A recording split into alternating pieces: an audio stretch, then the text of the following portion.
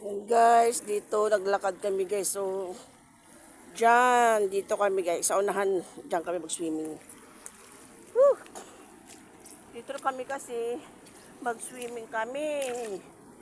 Bago kami umuwi, swimming muna kami dyan.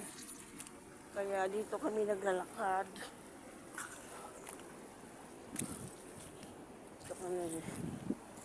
Wow, lagi ako huli guys. Kasi, kapoy ba? Nandun na sila guys. So, napakalayo na nila guys. Ako lang talaga ang literal. Oh, dito. Dito kami guys. Oh.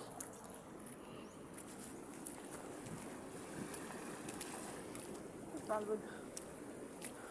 Ang bigat ng mga dala nila. Bayaw ko eh. Baon namin kasi yan. Kaysa sa bubosin na natin yan para wala nang dadalhin. Wala nang iuwi. Yan na, malapit na kami. Stop over na kami guys.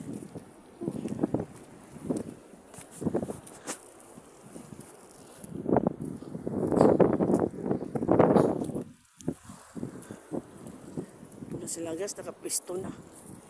Ito guys. Wala pa guys.